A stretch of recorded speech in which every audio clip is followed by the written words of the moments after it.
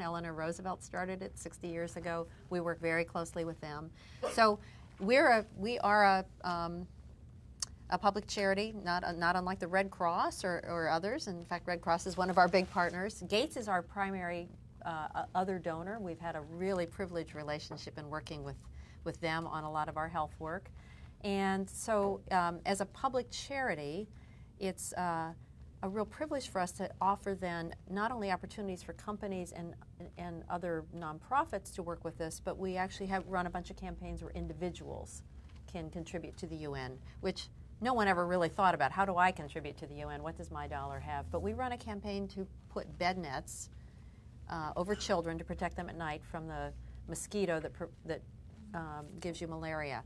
And we've raised $25 million from individuals who send $10 or more to put a bed net over a child. So it's exciting to see that there's an opportunity for engaging the public in the UN's work as well as other big organizations. So it's exciting. That campaign, by the way, was started by a Sports Illustrated writer who saw a documentary that said, you know, malaria kills 3,000 kids in Africa a day. And he was shocked, as you are.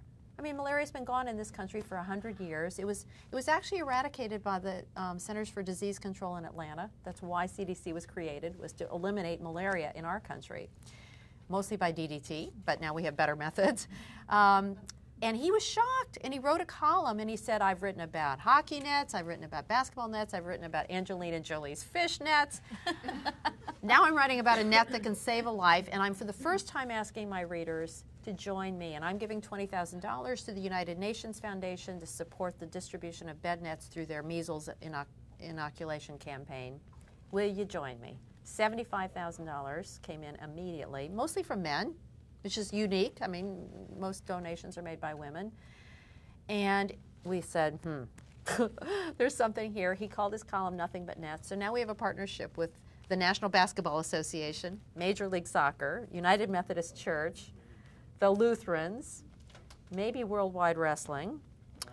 So it's a kind of all come campaign. But what's really exciting is this campaign is run largely by kids. Kids love this campaign. They can do fundraisers at school, so we get wads of money in the mail. It comes in all forms. We were on American Idol. So it was a really big lesson for us that there's a hunger out there for the opportunity to do something at a price point you can afford with a deliverable you can see and that's validated by somebody you trust. So it was a big lesson for us in how do you make global philanthropy something everybody can participate in. That's awesome. Well, we've got some great questions here. Okay. I love this one. I know you sit on numerous nonprofit boards. Yep. Can you talk about those experiences as well as how you have selected organizations to work with? Because you must be tapped a lot. I mean, yeah. Because you have resources, you have philanthropy in your heart. So how do you choose, and talk about some of those experiences. So I've been on a number of boards for a long time. I've been on Share Our Strength. I don't know if you all know it. It's a hunger organization run by Bill Shore, who's one of the city's, I think, biggest thinkers on how we use philanthropy differently and don't make it just the leftover dollars, but make it core to the way we operate. I've been on the Share Our Strength board since 1984, and I've learned a lot from that board. You know, it's a board that has grown and matured, and an organization that's gotten smarter over time. So I do a lot of things that support this community because I feel that's, you got to have local as well as global. I'm on a number of organizations that support women, the International Women's Media Foundation, the National Women's Law Center, and I think those are really important because that's another passion of mine is ensuring that women have access and opportunities. And I've done a couple global organizations. You know, the challenge I think to being a good board member is really being there and putting in the time. And so I'm actually pulling back from some now because we all can't do as much as we think we can, and it's very, very difficult. But I think being on boards is great leadership development. It's great skill development, and it doesn't matter what your background is. You probably have something that a nonprofit needs. So I think it's a, you know, and there's a lot of nonprofits out there that need help from smart, talented people. So if you're not doing that, you know, I'm sure all of this audience is, or you wouldn't be here. You know, I think it's really important. I also have seen through Venture Philanthropy Partners, which is another organization that's made up of people who invest in an organization that works a little like venture capital to identify high-performing nonprofits, that you know, this whole sector needs to get better and smarter, and I'm really worried about how it's going to handle this economic recession. So I think we all need to find the really good ones and help them get through this. Let's set up a new nonprofit, a board to help nonprofits. Yeah, there you go. Because we all have more time than we can Right. say. I love this question. What was your biggest professional mistake, and what did you learn from it? Yikes. Like mine was like every day. But Yeah, that's a good question. Wow, I don't know where to start. Oh, I guess, wow. You know, when I was press secretary, I made a number of mistakes on the campaign. And I think you make mistakes when you're, you know, they were judgment mistakes. And you make mistakes when you're tired, you're working with too little information, you're working to make sure you're pleasing too many people. And I think a couple times I made a decision that, you know, ultimately was based on a lack of experience that, you know, I learned a lot from. And my current boss says you should never do anything on somebody else's timetable. And I've thought a lot about that, you know, just because somebody else is in a hurry for a decision or somebody else is in a hurry to get something done, you got to do it when it's right and it's right for you. So I've tried to live with that for a long time, of keeping my eye on, okay, what's my schedule, what's my mission, and what's the timetable I'm going to use to get there. I think that is great advice. I think especially in this we're in overwhelm today, Right. especially if you're a leader and you recognize you're tapped, you're begged, people want deliverables from you, and we fall into the trap, and then you're working on a project and then you jump over to the other project and it seems like you're just running in the circle. Right. It's really great advice. I love that. What was yours? What was my biggest Yeah, mistake? Oh, come honey, I on. make them every day. Every day. That's easy. You know, I think every mistake I've ever made in my life has been a gift. You know, I have learned from it, and you know, my sister, my mother always says, I learn by stepping in it, and my sister always learned by watching it, you know? So I just go do it, and then You're the designated mistake maker. I am, but it's the first child kind of syndrome. So, yeah, no, but I made a lot of mistakes, but they were incredible learning experiences and gifts, and I certainly don't hesitate to get out and try new things, you know, as long as you survive it.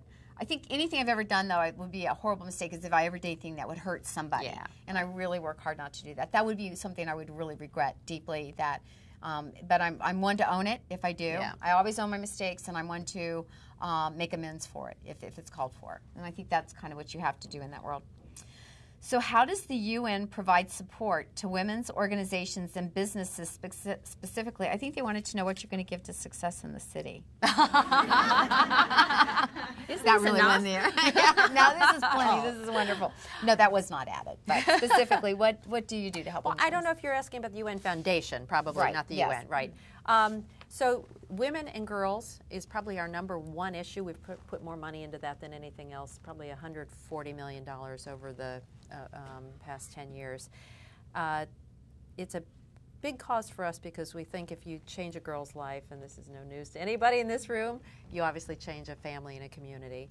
And adolescent girls are the most important part of a community. They are the weakest and they are the most impotent. So what you can do to make sure a girl stays in school, doesn't get married too early, has a choice about when to have a child is everything. We work with the Nike Foundation. They have a website, if you haven't seen it, called The Girl Effect. It's awesome.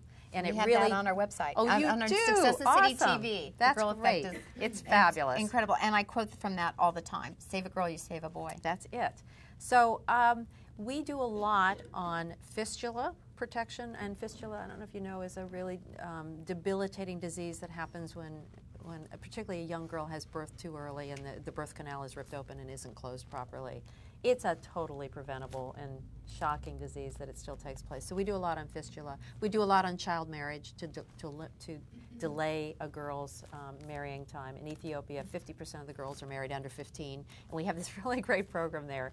And we do very few programs, but this is one that we just think is worth doing. If a family keeps their girl in school, they get a sheep. It's so simple, $25, and it's a big incentive, a sheep. You know, so a lot of families, 11,000 girls, have now stayed in school, And that's pretty terrific. That But is incredible. isn't that just a simple little idea? A simple, yeah. a $25 sheep will give a girl an education and a future and opportunity. That is amazing. Yeah, so there's a lot that can be done. And, you know, the UN has agencies like the UN Fund for Population that does reproductive health and training and access to supplies around the world. The U.S. didn't put our dues in there for the last 8 years. We just did under President Obama, so that's great. UNIFEM is a terrific organization that protects women's rights, fights gender violence. That's an amazing organization. And of course, UNICEF works for mothers and children. So working with the UN around these issues is fantastic.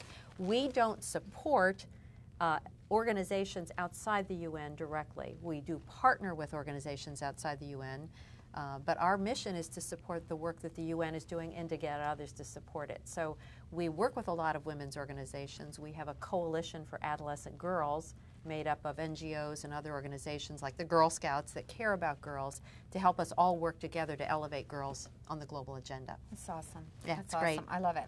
This will be our last question because time's running out. I know everybody.